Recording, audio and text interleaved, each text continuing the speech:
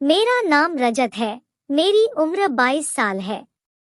मेरी एक बड़ी बहन है जिसकी उम्र 25 साल है। मेरी बहन देखने में बहुत सुंदर है। गांव के हर आदमी की नजर उस पर रहती है। मेरा घर गांव से थोड़ा दूर बना हुआ है। वहां से खेत शुरू होता है। हम गांव से दूर रहते हैं। गांव वालों की नजर में हमारा परिवार एक अच्छा परिवार माना जाता है। सभी गांव वाले मेरी बहन को बहुत सीधी मानते थे और मैं भी उसके बारे में यही सोचता था। मगर जब मुझे असलियत पता चली तो मुझे यकीन ही नहीं हुआ।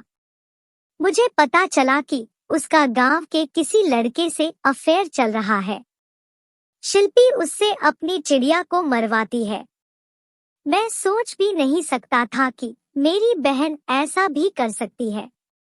मगर ये सब सुनकर मुझे भी कुछ हो रहा था, क्योंकि मैं भी जवान हो रहा था। मैं आपको एक घटना बताता हूँ। मैं एक सीधा सा लड़का हूँ, मगर सीधा होना एक तरफ और जवानी एक तरफ। जवानी में तो सभी को खुदाई की इच्छा होती है। मेरी कोई गर्लफ्रेंड नहीं थी। मैं खुद को हाथ से ही संतुष्ट कर लेता था। मगर अब मेरी इच्छा बढ़ने लगी। मैं गांव की लड़की को पटाने की कोशिश में लग गया, क्योंकि अब मुझे ओखली चाहिए थी प्यास बुझाने के लिए। मैं जिस लड़की को पटाना चाहता था, मुझे पता लगा कि वह पैसों के लिए अपनी ओखली उधार देती है। मैंने सोचा मुझे भी उस लड़की की ओखली मिल जाए तो अंदर बाहर का खेल खेल लूं। वो लड़की रोज वहां से निकलती थी। उसका खेत वही था। जब वो खेत पर आती तो मैं कोई ना कोई बहाना करके उसके पास चला जाता था, मगर मेरी हिम्मत नहीं होती थी उससे ओखली की बात करने की। एक दिन मैंने हिम्मत करके बात कर ही ली। मैंने उससे कहा, आप मुझे बहुत सुंदर लगती हो। वो बोली, तो मैं क्या करूं? मैंने कहा, आपको कुछ नहीं करना, बस कभी कभी मुझसे बात कर लिया करो। वो बोली, ठीक है। उसी रात को उसका फोन आया। फिर हम रोज बात करने लगे। मगर अभी तक मेरी हिम्मत नहीं हुई उससे ओखली मांगने की।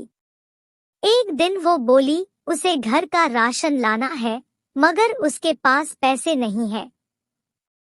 मुझसे बोली, तुम्हारे पास 2000 रुपए हो तो दे दो, मैं अगले महीने वापस कर दूंगी। मैंने कहा, ठीक है, मिल जाएंगे और वापस करने की भी जरूरत नहीं है। मैं आपसे प्यार करता हूँ। मेरी बात पर वो हंसने लगी। शाम को 8 बजे के बाद मेरे पास आना, मैं पैसे दे दूंगा।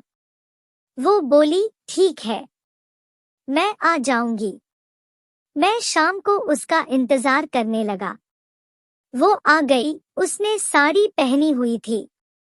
उसके ब्लाउज में उसके बड़े बड़े संतरे साफ पता चल रहे थे। ये देखकर मैं खुद को रोक नहीं पाया। जैसे ही वो मेरे पास आई, मैंने उसके संतरे को पकड़ लिया और उन्हें दबाकर उसे अपनी ओर खींच लिया।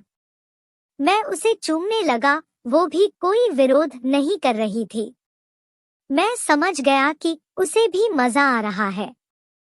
फिर मैंने उसके ब्लाउज के बटन को खोल दिया और उसके संतरों को खड़े खड़े ही दबाने लगा। मैंने उसके होंठों को चूमना शुरू कर दिया। फिर वही खेत में चादर बिछाकर उससे कहा, इस पर लेट जाओ। ऐसा लग रहा था जैसे वो पूरा मन बनाकर आई है अंदर बाहर का खेल खेलने का। नीचे लेटकर मैं उसके संतरों को मुंह में लेकर चूसने लगा। मुझे पहली बार ये मौका मिला था।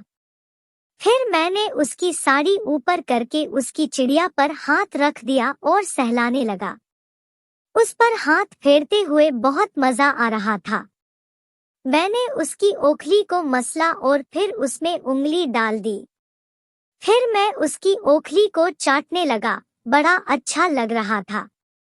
वो भी मजे ले रही थी। अब मैंने अपने नागराज को उसकी ओखली में धकेल दिया।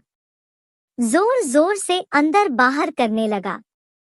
वो भी मेरा पूरा साथ दे रही थी।